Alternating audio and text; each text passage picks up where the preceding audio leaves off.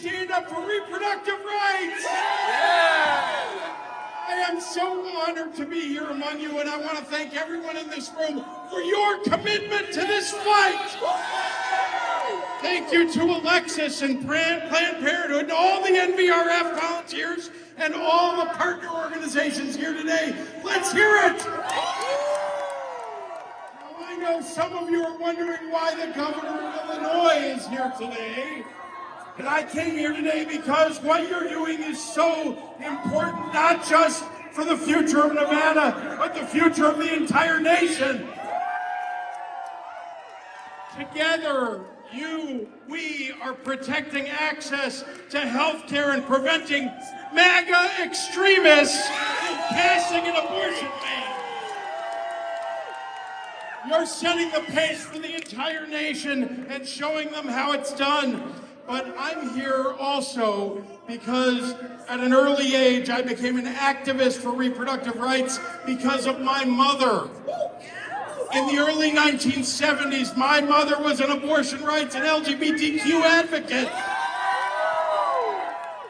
And those rights didn't exist at all. I was 8 and 9 and 10 years old, and my mother was a young widow, and I was the youngest of 3 kids, and too young to stay home without an adult. So my mom would take me with her to rallies and marches, meetings as an activist. Call it what you want, nature or nurture. But I feel like it's in my DNA. And in about 3rd or 4th grade, I joined the fight for reproductive access. And I learned it from my mother. I witnessed her passion and her compassion, and I saw her unwavering commitment to this fight and how she could own the room, she could draw people in, and how she was making a real difference, just like all of you are today. She passed away when I was just 17 years old, but she instilled in me something so fundamental to who I am, and I suppose it's probably why I ran for governor of Illinois. Well, when I took office, Trump was in the White House, and conservative justices were taking control of the Supreme Court. And it was clear how quickly things could turn and how fragile abortion access was. So working with Illinois legislators, we made sure that abortion would be covered for Medicaid recipients, so that our most vulnerable populations wouldn't have their rights denied just because they couldn't afford to exercise them. And then we went ahead and passed the Reproductive Health Act, enshrining into state law the decisions that would be made by women about control of their own bodily autonomy. This is not a decision that gets made by politicians, it gets made by people with their doctors. And that was before Dobbs. That awful decision ripped away nearly 30, 50 years of rights that my mother had fought for, that my wife and my daughter were the beneficiaries of. Immediately, all the states around Illinois, Iowa, Wisconsin, Missouri, Indiana, Kentucky, made abortion illegal, and even went so far as to criminalize abortion and potentially put reproductive rights workers in prison. So we went to work again, and this time to make Illinois an oasis for women.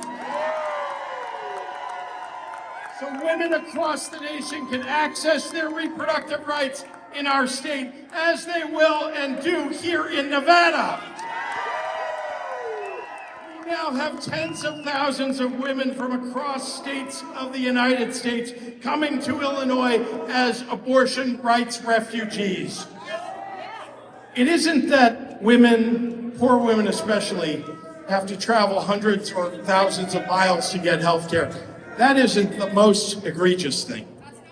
The most egregious thing is they're thinking about putting people in prison for things like IVF. It became clear to me that protecting abortion access in just my own state isn't enough. So we can't call it a win when millions of women live in states where their right to an abortion is denied. That's why I founded Think Big America, a group dedicated to helping you take on this fight in this state and all across the nation. We won in Ohio. We won in Virginia. And now we're all in here in Nevada.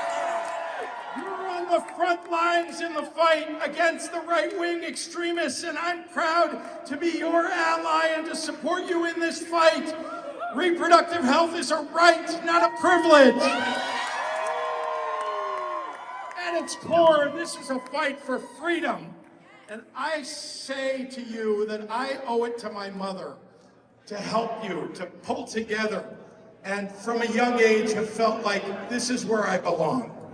And my mother may be gone, but when I get a chance in a room filled with people like you to share her passion for women's rights, I can feel her presence, even here today. Thank you for letting me be part of your battle. For anyone listening, here is all I ask. If you're a registered Nevada voter, sign the petition.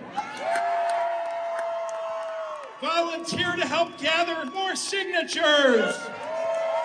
And spread the word. Tell your friends, tell your family to sign up and get involved. We must win this fight. So I ask you, are you ready for the fight? Yeah. Are you ready for the fight? Yeah. Let's go get them, everybody. Thank you very much.